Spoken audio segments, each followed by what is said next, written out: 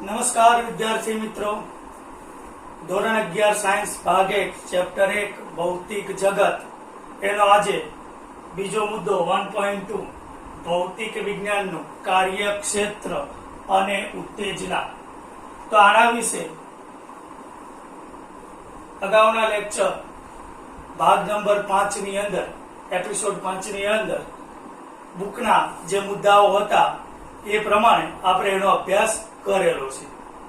આજે આપણે ભૌતિક વિજ્ઞાનનું કાર્યક્ષેત્ર અને ઉત્તેજના એ ભૌતિક વિજ્ઞાનની વિવિધ શાખાઓનો એક ચાર્ટ અહીંયા આપણને આપેલો છે. એ ચાર્ટ દ્વારા સમજવાનો આપણે પ્રયત્ન કરીશું. તો ભૌતિક વિજ્ઞાનની ઘણી બધી જુદી જુદી શાખાઓ છે. આપણે અગાઉના લેક્ચરમાં જોયું હતું કે પ્રચલિત ભૌતિક શાસ્ત્ર, ક્લાસિકલ ભૌતિક શાસ્ત્ર, એની અંદર કઈ કઈ ભૌતિક વિજ્ઞાનની વિદ્યા શાખાઓ આવે છે અને એમાં કયા કયા મુદ્દાઓનો અભ્યાસ કરવામાં આવે છે. અને બીજી ક્વોન્ટમ ફિઝિક્સ, તો ક્વોન્ટમ મિકેનિક્સની અંદર કઈ કઈ ભૌતિક વિદ્યાની શાખાઓ આવે છે, એમાં કયા મુદ્દાઓનો આપણે બે ક્ષેત્રે સ્થૂળ અને સૂક્ષ્મ પ્રભાવ ક્ષેત્રોની અંદર કયા કયા ટોપિકોનો અથવા એને શાખાઓનો અભ્યાસ થાય છે એના વિશે જોયું. તો ટૂંકમાં બુકમાં આપ્યું હતું એ અગાઉના લેક્ચરમાં આપણે લાઈન ટુ લાઈન સમજાવેલું હતું. આજે આપણે આ ચાર્ટ દ્વારા ભૌતિક વિજ્ઞાન ની શાખાઓમાં કયા કઈ શાખાઓ છે, કયા કયા મુદ્દાઓનો એની અંદર અભ્યાસ કરવામાં આવે છે એના વિશે જોઈએ. આપણે અગાઉ કીધું હતું કે ભૌતિક વિજ્ઞાનનું કાર્યક્ષેત્ર એ શૂન્યથી લઈ અને અનંત સુધી વિસ્તરેલું છે. તો એના વિશે આપણે આના ઉપરથી વધારે ખ્યાલ આવશે. અહીંયા આપણે જોઈએ છીએ કે ભૌતિક વિજ્ઞાનની શાખાઓ, એમાં પહેલી શાખા આપણને આપેલી છે યંત્રશાસ્ત્ર. યંત્રશાસ્ત્ર, મિકેનિક્સ. તો આપણા ભૌતિક વિજ્ઞાનના ભાગ 1 ના જે ત્રીજું, ચોથું, પાંચમું 3 ચેપ્ટરો છે એનો અભ્યાસ એ આ યંત્રશાસ્ત્ર મિકેનિક્સની અંદર આપણે કરીશું. જેમાં આપણને સુરેખપથ પર ગતિ, એક પરિમાણમાં ગતિ, સમતલમાં ગતિ, ગતિના નિયમો, તો એ બધી બાબતોનો અભ્યાસ આપણે આ ભૌતિક વિજ્ઞાનની યંત્રશાસ્ત્ર શાખામાં કરીએ છીએ. જેમાં ન્યૂટનના ગતિના નિયમો, ગુરુત્વાકર્ષણ બળ, એમાં ગતિ, બળ, કાર્ય વગેરે મુદ્દાઓનો અભ્યાસ એ આપણે આ ભૌતિક વિજ્ઞાનની મિકેનિક્સ એટલે કે યંત્રશાસ્ત્ર શાખામાં કરવામાં આવે છે. ત્યારબાદની શાખા જોઈએ આપણે ઇલેક્ટ્રોડાયનેમિક્સ. તો ઇલેક્ટ્રોડાયનેમિક્સ ની અંદર વિદ્યુત શાસ્ત્ર, ચુંબકીય શાસ્ત્ર. 19મી સદી પહેલા આ બંને શાખાઓને અલગ અલગ સ્વીકારવામાં આવતી હતી. ત્યારબાદ આપણે ધોરણ 10માં વિદ્યુત ચેપ્ટરમાં અભ્યાસ કરી ચૂક્યા પ્રમાણે ઓસ્ટેડના નિયમ પ્રમાણે એમાં જોયું કે કોઈ વાહકતારમાંથી પ્રવાહ, વિદ્યુત પ્રવાહ પસાર કરવામાં આવે અને એની નજીક ચુંબકીય સોય રાખવામાં આવે તો ચુંબકીય સોય એ કોણાવર્તન દર્શાવે છે. એટલે જ્યારે કોઈ વાહકમાંથી વિદ્યુત પ્રવાહ પસાર થતો હોય તો એની આજુબાજુ ચુંબકીય ક્ષેત્ર ઉત્પન્ન થાય છે અને વિદ્યુત ક્ષેત્ર તો હોય જ છે. જ્યાં વિદ્યુત ભાર હોય, વિદ્યુત પ્રવાહ એટલે વિદ્યુત ભારની ગતિ, વિદ્યુત ભારની ગતિનો જ પ્રવાહ, ઇલેક્ટ્રોનની ગતિ, એને જ આપણે વિદ્યુત પ્રવાહ કહીએ છીએ. એટલે વિદ્યુત ક્ષેત્ર તો હોય પણ એની સાથે સાથે ચુંબકીય ક્ષેત્ર મળે છે અને આ બંને પરસ્પર લંબ દિશામાં હોય છે. એટલે ત્યારબાદ ઓસ્ટેડના ઓબ્ઝર્વેશન બાદ વિદ્યુત શાસ્ત્ર અને ચુંબકીય શાસ્ત્ર આ બંને શાખાઓને આપણે ભેગી વિદ્યુત ચુંબકીય શાસ્ત્ર તરીકે લઈએ છીએ. જેની અંદર કુલમ્બ, ઓસ્ટેડ, એમ્પિયર, ફેરેડે, મેક્સવેલ વગેરે આપેલા નિયમોનો આપણે અભ્યાસ કરીએ છીએ. ત્યારબાદ જોઈએ આપણે પ્રકાશશાસ્ત્ર, ઓપ્ટિક્સ. પ્રકાશશાસ્ત્રની અંદર ધોરણ 12 માં આપણે 2 ચેપ્ટર અભ્યાસ કરવાના છે. એક આપણને આપેલું છે કિરણ પ્રકાશશાસ્ત્ર અને બીજું તરંગ પ્રકાશશાસ્ત્ર. એટલે કિરણ સ્વરૂપ અને તરંગ આ બંને સ્વરૂપે પ્રકાશ સાથે સંકળાયેલી કેટલીક ઘટનાઓનો આપણે અભ્યાસ એમાં કરવાનો છે. તો આ પ્રકાશશાસ્ત્રમાં ઓપ્ટિકલ ફાઈબર આ એક ડેટા મોકલવા માટેનું માધ્યમ છે. પ્રકાશીય ઘટનાઓ, એમાં પ્રકાશીય ઘટનાઓ, પ્રકાશ સાથે સંકળાયેલ ઘટનાઓમાં 3 ઘટનાઓનો અભ્યાસ આપણે નીચેના 10મા ધોરણમાં કરી ચૂક્યા છીએ. જેની અંદર પ્રકાશનું પરાવર્તન, પ્રકાશનું વક્રીભવન અને પ્રકાશનું વિભાજન. અને બીજી ઘટનાઓ જે છે પ્રકાશનું ધ્રુવીભવન, વ્યતિકરણ, વિવર્તન એનો અભ્યાસ આપણે ધોરણ 12 સાયન્સમાં કરીશું. ત્યારબાદ ટેલિસ્કોપ, સંયુક્ત માઇક્રોસ્કોપ ની કાર્ય પદ્ધતિ, એની રચના, એના ઉપયોગો વગેરેનો અભ્યાસ અહીંયા આપણે પ્રકાશશાસ્ત્ર શાખામાં કરવામાં આવે છે. એની વિભેદન શક્તિ કેટલી હોય આ બધી જ થિયરીનો અભ્યાસ આપણે પ્રકાશશાસ્ત્રમાં કરીએ છીએ. એના સિવાય અરીસાના પ્રકાર, લેન્સના પ્રકાર, એનાથી રચાતા પ્રતિબિંબ એનો અભ્યાસ આ પ્રકાશશાસ્ત્ર શાખામાં કરવામાં આવે છે. ત્યારબાદ થર્મોડાયનેમિક્સ. તો થર્મોડાયનેમિક્સ ની અંદર આંતરિક ઉર્જા, પદાર્થનું તાપમાન, એની એન્ટ્રોપી, ઉષ્માયંત્રો અને રેફ્રિજરેટરની કાર્યક્ષમતા, ભૌતિક તથા રાસાયણિક પ્રક્રિયાઓની વર્તણૂક, એની દિશા વગેરે બાબતોનો અભ્યાસ એ ભૌતિક વિજ્ઞાનની થર્મોડાયનેમિક શાખામાં કરવામાં આવે છે. ત્યારબાદ જોઈએ આપણે ન્યુક્લિયર ફિઝિક્સ, જેની અંદર ઇલેક્ટ્રોનની સંરચના, પરમાણુ બંધારણ, પરમાણુનું ન્યુક્લિયસની રચના, એની આજુબાજુ જુદી જુદી વર્તુળાકાર કક્ષામાં ગતિ કરતા ઇલેક્ટ્રોનની વર્તણૂક, એની સંક્રાંતિઓ, એમની વચ્ચે થતી આંતરક્રિયાઓ, પરમાણુના વિશિષ્ટ ગુણધર્મો, એમ આ બધી બાબતોનો અભ્યાસ એ ભૌતિક વિજ્ઞાનની એક અલગ શાખા, જેને આપણે ન્યુક્લિયર ફિઝિક્સ તરીકે ઓળખીએ છીએ, એ ન્યુક્લિયર ફિઝિક્સની અંદર કરવામાં આવે છે. ત્યારબાદ ખગોળશાસ્ત્ર અથવા એને આપણે એસ્ટ્રોફિઝિક્સ તરીકે ઓળખીએ છીએ. અવકાશીય પદાર્થો, એ પદાર્થોની રચનાઓ, એમની આંતરક્રિયાઓ, આ બધી જ બાબતોનો અભ્યાસ એ ભૌતિક વિજ્ઞાનની આ શાખા ખગોળશાસ્ત્રમાં કરવામાં આવે છે. એની અંદર કુદરતી તથા કૃત્રિમ, માનવીએ પણ કેટલાક સહેતુક સિદ્ધ કરવા માટે, કેટલાક પોતાના હેતુ માટે ઉપગ્રહો એ પૃથ્વીની આસપાસ અવકાશની અંદર તરતા મૂકેલા છે. તો એ ઉપગ્રહોનો અભ્યાસ, સૂર્યગ્રહણ, ચંદ્રગ્રહણ, ભરતીઓટ, આ બધી જે ખગોળીય ઘટનાઓ છે એનો અભ્યાસ, ધ્રુવનો તારો, ઉલ્કાપાત, બ્લેક હોલ, સૂર્યમંડળ, ગેલેક્સી એટલે કે તારા વિશ્વ, આ બધી જ બાબતોનો અભ્યાસ એ ભૌતિક વિજ્ઞાનની ખગોળશાસ્ત્ર નામની શાખામાં આપણે કરતા હોઈએ છીએ. ત્યારબાદ જોઈએ આપણે સોલિડ સ્ટેટ ફિઝિક્સ, ઘન પદાર્થોનું અલગ ભૌતિક વિજ્ઞાન અહીંયા આપણને આપેલું છે. એ રીતે એક અહીંયા શાખા આપણે બતાવી શકીએ, અહીંયા લખેલી નથી, લિક્વિડ સ્ટેટ ફિઝિક્સ, તો એ નો અભ્યાસ પણ આની અંદર કરવામાં આવે. સોલિડ સ્ટેટ ફિઝિક્સ ની અંદર આપણે જોઈએ તો ઘન પદાર્થોની અવસ્થાનો અભ્યાસ, ઘન પદાર્થોના ગુણધર્મો, બંધારણને આધારે અથવા બંધારણીય કણોને આધારે ઘન પદાર્થોના પ્રકાર, સ્ફટિકમય ઘન પદાર્થ, અસ્ફટિકમય ઘન પદાર્થ, અર્ધસ્ફટિકમય ઘન પદાર્થ, આ બધી જ બાબતોનો અભ્યાસ એ ભૌતિક વિજ્ઞાનની આ શાખા સોલિડ સ્ટેટ ફિઝિક્સ ની અંદર કરવામાં આવે છે. એવું જ લિક્વિડ સ્ટેટ ફિઝિક્સ, એની અંદર પણ આપણે કેટલાક મુદ્દાઓ 11મા ધોરણની અંદર જ એમાં અભ્યાસ કરવાનો છે.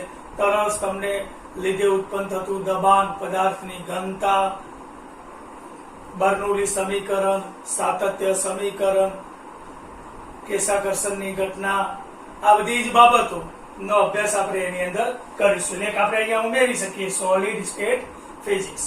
ત્યારબાદ ક્લાસિકલ ફિઝિક્સ, જેને ટૂંકમાં આપણે ગુજરાતીમાં પ્રચલિત ભૌતિક શાસ્ત્ર તરીકે ઓળખીએ છીએ. એની અંદર કોઈ વૈજ્ઞાનિક નવો સિદ્ધાંત, ભૌતિક વિજ્ઞાનને લગતો નવો સિદ્ધાંત, નિયમ, કોઈ તર્ક હોય તો એની આપણે પ્રાયોગિક રીતે સાબિતી આપીએ. એટલે ટૂંકમાં ક્લાસિકલ ફિઝિક્સ ની અંદર આવતી જે શાખાઓ છે અથવા મુદ્દાઓ છે એ આપણી સમજણ શક્તિની વધારે નજીક હોય છે. એનો અભ્યાસ આપણે આ ક્લાસિકલ ફિઝિક્સ ની અંદર કરીએ છીએ. અને બીજું છે ક્વોન્ટમ ફિઝિક્સ, તો જેની અંદર કેટલાક ગાણિતિક કારકો અહીંયા આપણને આપ્યું છે સાય, ફાય, જેના આપણને વિકલ સમીકરણો, એમાં ઓઇલરનું સમીકરણ, લાગ્રાંજનું સમીકરણ, શ્રોડિંજર સમીકરણ, આ બધી બાબતોનો અભ્યાસ આપણે ક્વોન્ટમ ફિઝિક્સની અંદર, ક્વોન્ટમ મિકેનિક્સમાં કરીએ છીએ.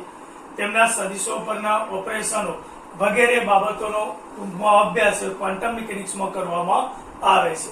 ટૂંકમાં કહીએ તો ક્વોન્ટમ મિકેનિક્સ અને ક્લાસિકલ ફિઝિક્સ વચ્ચેનો તફાવત એ છે કે આમાં પ્રાયોગિક સાબિતી હોય છે, પ્રયોગ દ્વારા એને આપણે સમજાવી શકીએ છીએ. જ્યારે આની અંદર ઓન પેપર થિયરિકલ માહિતી હોય છે. એ આ બંને વચ્ચેનો મુખ્ય તફાવત છે. તો અહીંયા આ ભૌતિક વિજ્ઞાનની જે શાખાઓ મિત્રો આપેલી છે એ બરાબર તમારી નોટબુકમાં લખી દેજો. હજુ પણ આપણે કેટલાક અગત્યના મુદ્દાઓ ભૌતિક વિજ્ઞાનનું કાર્યક્ષેત્ર અને ઉત્તેજના સમજાવે એ આપણે આની અંદર જોઈએ છીએ. અને અત્યારે તમે આ જે તમને ચાર્ટ આપેલો છે જે તમને યાદ રાખવા માટે સરળ અને એના પરનો પ્રશ્ન પણ સરળતાથી તમે લખી શકો, એટલે આ ચાર્ટ બરાબર તમારી નોટબુકમાં નોંધી દેજો.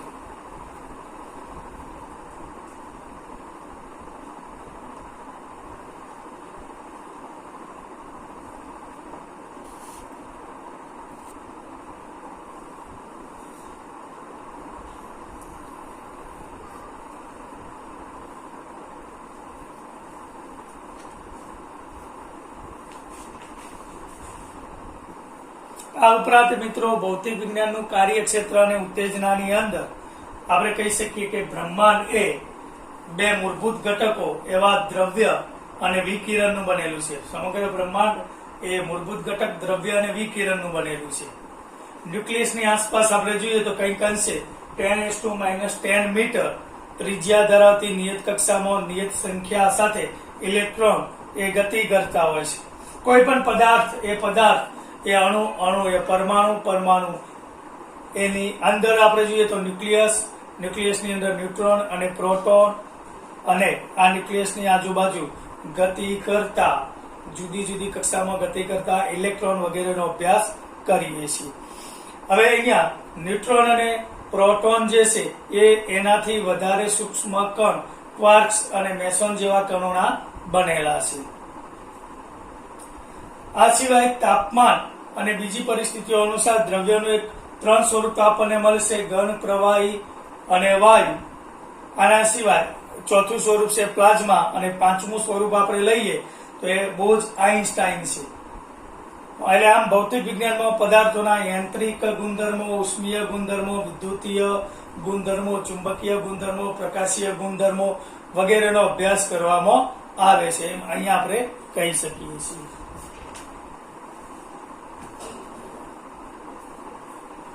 અહીંયા આપણે જોયું પ્રમાણે મિકેનિક્સ યંત્રશાસ્ત્રમાં ન્યૂટનના ગતિના નિયમો, ગુરુત્વાકર્ષણના નિયમ પર આધારિત ઘણા બધા મુદ્દાઓ આપણે સમજી શકીએ છીએ. ઇલેક્ટ્રોડાયનેમિક્સ વિદ્યુતભાર અને ચુંબકીય પદાર્થ સાથે સંકળાયેલ વિદ્યુત ચુંબકીય ઘટનાઓ સાથે સંબંધિત છે. એટલે આમ ભૌતિક વિજ્ઞાનનો વિસ્તાર એ લગભગ આપણે એમ કહી શકીએ કે શૂન્યથી લઈ અનંત વિસ્તાર સુધી વિસ્તરેલો છે એમ કહી શકાય. એટલે ભૌતિક વિજ્ઞાન તો શૂન્ય અવકાશને પણ એક ચોક્કસ અવસ્થા છે એવી રજૂઆત કરે છે. એટલે આ ભૌતિક વિજ્ઞાનનું કાર્યક્ષેત્ર એ લંબાઈના માપક્રમ ઉપર, સમયના માપક્રમ ઉપર, દરમાં કેટલો માપક્રમ છે એના વિશે પણ આપણે અહીંયા જોઈએ. આ ચાર્ટ તમે બરાબર નોંધી દીધો હોય તો આગળની બાબત આપણે અહીંયા સમજીએ છીએ.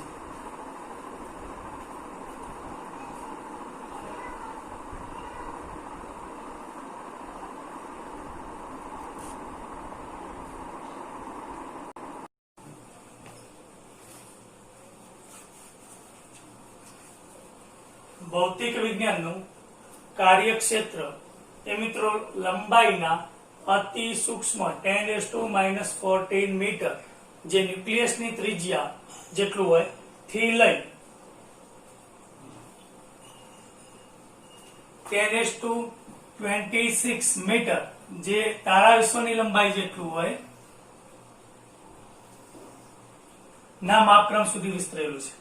ભૌતિક વિજ્ઞાનનું કાર્યક્ષેત્ર લંબાઈના અતિ સૂક્ષ્મ માપક્રમ 10⁻⁻14 મીટર ન્યુક્લિયસની ત્રિજ્યા જેટલું ત્યાંથી લઈ 10⁻26 મીટર તારા વિશ્વની લંબાઈના માપક્રમ સુધી વિસ્તરેલું છે.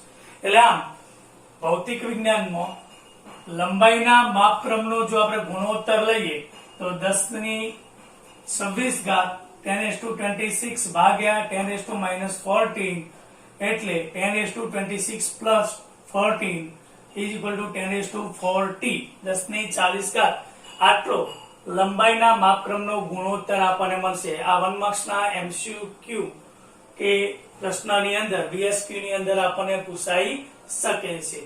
લંબાઈના માપક્રમને જો આપણે પ્રકાશના વેગથી ભાગીએ લંબાઈના માપક્રમને પ્રકાશના વેગથી ભાગતા, તો આપણને ખબર છે વેગ બરાબર અંતર ભાગ્યા સમય અથવા સ્થાનાંતર ભાગ્યા સમય. જો દિશા ન બદલાતી હોય તો અંતર ને સ્થાનાંતર ઇક્વલ થઈ જશે, એટલે સ્થાનાંતર ભાગ્યા સમય ઇઝ ઇક્વલ ટુ આપણને વેગ મળશે.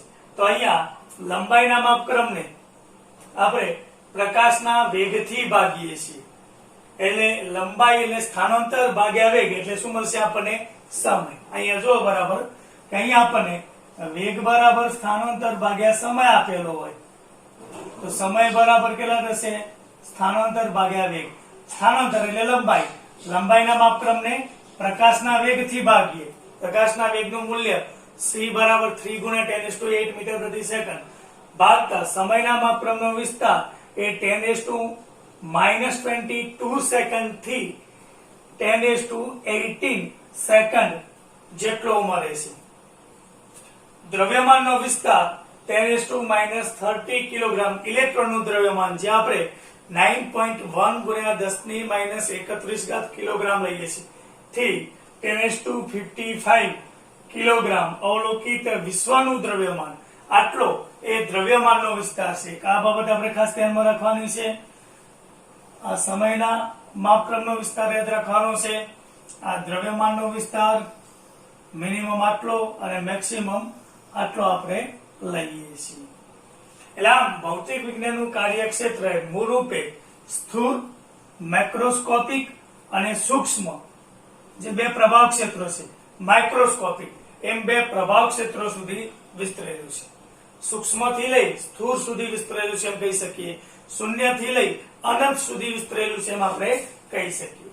હવે પરીક્ષામાં પૂછાઈ શકે એવા કેટલાક શબ્દો આપેલા છે અને એના પૂરા નામ અહીંયા આપણે લખેલા છે, એ સમજીએ. LHC large hadron કોલાઇડર, ITER international thermonuclear experimental reactor, ECG ઇલેક્ટ્રોકાર્ડિયોગ્રાફ, NMR nuclear magnetic resonance, ESR electron spin resonance, EM electron microscope, AFM atomic force microscope, STM scanning tunnelling microscope. આના તમે નીચેના ધોરણમાં નેનો ટેકનોલોજીમાં અભ્યાસ કરી ચૂક્યા છો. EC electronics and communication, IT information technology. તો આ બધી બાબતોનો અભ્યાસ એ આપણે ભૌતિક વિજ્ઞાનનું કાર્યક્ષેત્ર અને ઉત્તેજના સમજાવવા માટે કરી શકીએ છીએ. તો આટલી બાબત અહીંયા આપણે આ ટોપિકની અંદર ખાસ ધ્યાનમાં રાખવાની છે. ખાસ અને અગાઉ જે આપણે ચાર્ટ દોરેલો હતો એ તમારે ખાસ યાદ રાખવાનો થશે.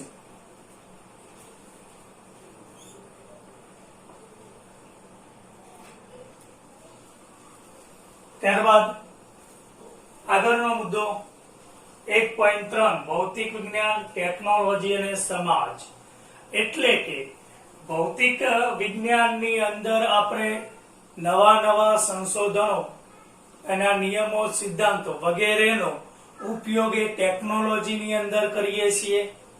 આપણે એક ઉદાહરણ દ્વારા સમજીએ કે સૌપ્રથમ જે કમ્પ્યુટર શોધાયું હતું એક રૂમ જેટલું મોટું હતું, અને આજે આપણે ધીરે ધીરે જોઈએ છીએ તો એ કમ્પ્યુટરનું કદ એ ત્યારબાદ ડેસ્કટોપ આવ્યા, લેપટોપ, હથેળીમાં રાખી શકાય એવા પામટોપ અને વધારે ફીચર્સ વાળા કમ્પ્યુટરનો ઉપયોગ કરીએ છીએ. બીજું આપણે મોબાઈલની અંદર જોઈએ તો મોબાઈલની જયારે શરૂઆત થઈ ત્યારે મોબાઈલની અંદર ફીચર્સ ઓછા હતા, બ્લેક એન્ડ વ્હાઇટ મોબાઈલ હતા, કદમાં ઘણા મોટા હતા. એની આજે આપણે જોઈએ તો એમાં ધીરે ધીરે ટેકનોલોજી એડવાન્સ થતી ગઈ અને આજે આપણે એન્ડ્રોઈડ મોબાઈલ નો ઉપયોગ કરીએ છીએ, જેની અંદર ઘણું બધું કમ્પ્યુટરાઇઝ કામ આપણું એ મોબાઈલની અંદર થતું હોય છે, જેવું કે કેલ્ક્યુલેટર છે, નોટ્સ છે. એના સિવાય કોઈ બીજી માહિતી આપણે એની અંદર સેવ કરવી હોય તો કરી શકીએ છીએ, માહિતીને શેર કરી શકીએ છીએ વગેરે. ઘણી બધી એપ્લિકેશનો એવી જુદી છે જે આપણે મોબાઈલની અંદર ઉપયોગ કરી શકીએ. તો આ આપણે જોઈએ છીએ તો ધીરે ધીરે ટેકનોલોજી વિકસે છે અને સમાજને કઈ રીતે ઉપયોગી થાય છે એ બધી બાબતોનો અભ્યાસ આપણે આ ભૌતિક વિજ્ઞાનની અંદર કરીએ છીએ. એટલે ભૌતિક વિજ્ઞાન, ટેકનોલોજી અને સમાજ. ભૌતિક વિજ્ઞાનને લીધે ટેકનોલોજી એડવાન્સ થાય છે અને સમાજને કઈ રીતે વ્યવહારિક રીતે ઉપયોગી છે એના વિશે અહીંયા આપણે સમજવાનું છે. આની અંદર આપણે મિત્રો આપણી મૌલિકતાથી વિચારીને ઘણું બધું લખી શકીએ છીએ. અહીંયા આપણે આપ્યું છે ઉષ્મા એન્જિનની પ્રણાલીને સમજવા. દાખલા તરીકે આપણે જોઈએ છીએ કે જે વ્હીકલ છે એના પેટ્રોલ કે ડીઝલ એન્જિન, એની અંદર આપણે જોઈએ કે ધીરે ધીરે સુધારા વધારા કરી જેથી કરીને એની એવરેજ સારી મળે આપણને. એના લીધે જે ઇંધણનું દહન થાય છે એના લીધે જે ધુમાડા નીકળે પોલ્યુશન થાય છે એ પોલ્યુશન ઘટે એ રીતના ટેકનોલોજી એડવાન્સ થઈ અને એ ઉષ્મા એન્જિન બનાવવામાં આવે છે. એટલે આપણે જોઈએ છીએ કે જેમ જેમ કોઈ પણ કંપની નવી ગાડી લોન્ચ કરે તો એની અંદર એની એન્જિનની ટેકનોલોજીમાં થોડો ઘણો ફેરફાર કરી એને એડવાન્સ કરી અને બહાર પાડતા હોય છે. સમજવામાં એટલે કે આ ઉષ્મા એન્જિનની પ્રણાલીને સમજવા, એમાં સુધારા કરવાની જરૂરિયાતને કારણે એક નવી ભૌતિક વિજ્ઞાનની શાખા ઉષ્માગતિશાસ્ત્ર થર્મોડાયનેમિક્સ નો ઉદ્ભવ થયો. એના સિવાય જોઈએ છે વાયરલેસ કમ્યુનિકેશન. આપણે કદાચ તમે ભૂતકાળમાં જોઈ ગયા હોય તો વાયરલેસ પહેલા જે લેન્ડલાઇન ફોન હજુ કેટલીક જગ્યાએ સંસ્થાઓમાં કે ઓફિસોમાં આપણને જોવા મળે છે કે જે લેન્ડલાઇન ફોન વાયર સાથે જોડાયેલો હોય છે એની જગ્યાએ આજે આપણે જોઈએ છીએ કે જે આપણો સેલ ફોન, મોબાઈલ ફોન જે આપણે કહીએ છીએ તો એની અંદર કોઈ વાયરનું સીધું જોડાણ હોતું નથી. એની અંદર વેવ્સનો ઉપયોગ, તરંગોનો ઉપયોગ થાય છે. એટલે આ વાયરલેસ કમ્યુનિકેશન, તો એ વાયરલેસ કમ્યુનિકેશનની અંદર પણ જે સુધારા થયા અને જે ટેકનોલોજી એડવાન્સ થઈ એ સમાજને સીધી રીતે જ ઉપયોગી થઈ પડે છે. પછી હાન અને મિટનરે ન્યુટ્રોનનો મારો ચલાવી યુરેનિયમમાં ન્યુક્લિયસની વિખંડનની ઘટના શોધી અને એને પરિણામે ન્યુક્લિયર ઉર્જા આપણે જોઈએ છીએ કે કેટલાય ભારત દેશ અથવા અન્ય દેશની અંદર ન્યુક્લિયર પાવર સ્ટેશનો છે. તો ન્યુક્લિયર પાવર સ્ટેશનની અંદર ન્યુક્લિયર ઉર્જાનું આપણે વિદ્યુત ઉર્જામાં રૂપાંતર કરીએ છીએ. ન્યુક્લિયર પાવર રિએક્ટરો અને ન્યુક્લિયર હથિયાર જેને આપણે અણુ હથિયાર તરીકે ઓળખીએ છીએ. તો એની કાર્યપ્રણાલીનો પાયો જે છે એ આ ન્યુક્લિયર વિખંડનની ઘટના છે.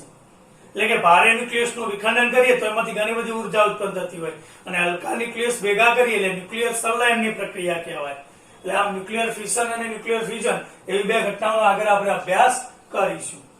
પછી સિલિકોન ચિપ્સ, એટલે શરૂઆતમાં જે ઇલેક્ટ્રોનિક્સ ઉપકરણો બનાવવામાં આવતા હતા મિત્રો એની અંદર કેટલાક સેમિકન્ડક્ટર ડિવાઇસનો ઉપયોગ કરી કે એની અંદર કેપેસિટર હોય, ઇન્ડક્ટર હોય, રેઝિસ્ટર્સ હોય, એ બધાનું પીસીબી ઉપર આપણે વાયર વડે જોડાણ કરી અને આખી સર્કિટ બનાવવામાં આવતી હતી.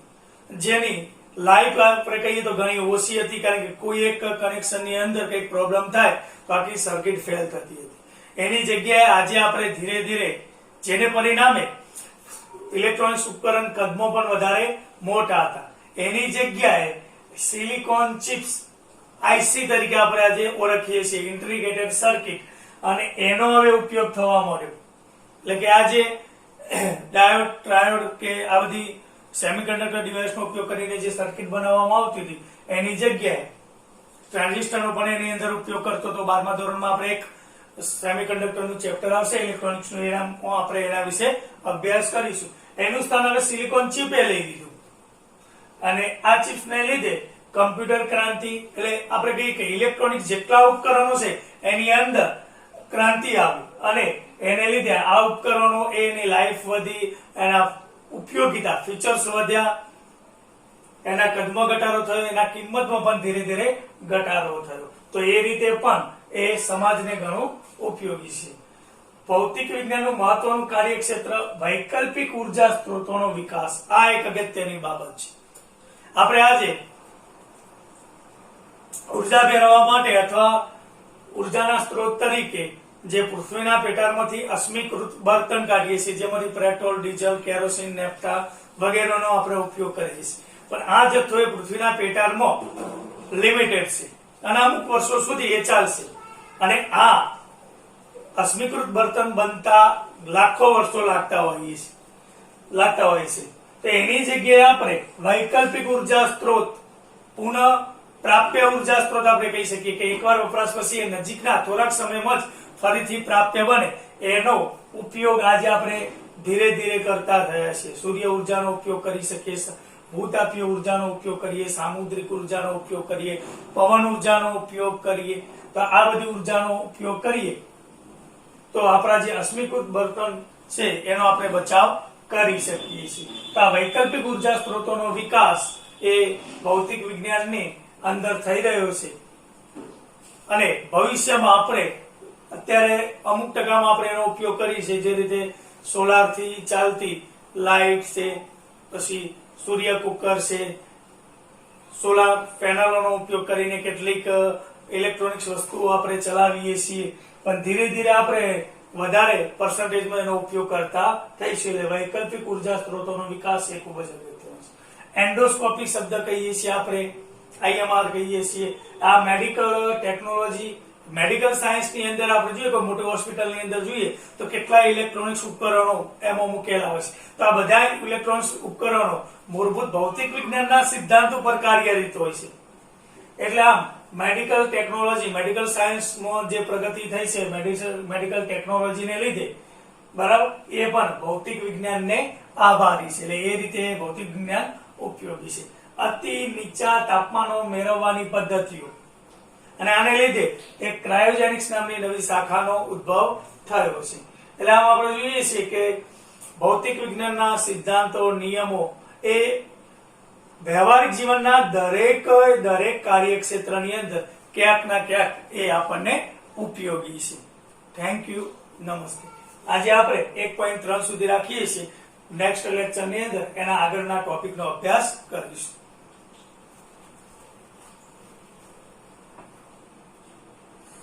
આ કેટલાક મુદ્દાઓ અગત્યના છે મિત્રો, તમારી નોટબુકમાં નોંધી લેજો.